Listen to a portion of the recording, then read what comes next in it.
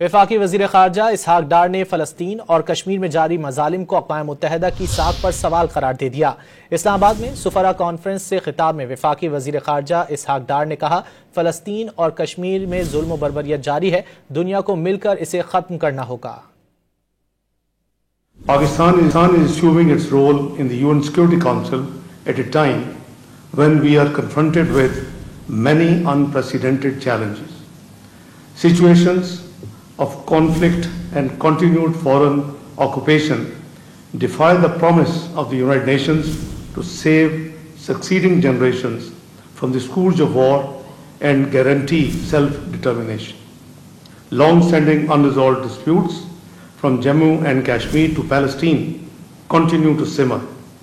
The ongoing situation in Gaza, including the blatant war crimes and acts of genocide being committed against the innocent Palestinians, represents a crisis of credibility for the United Nations Security Council.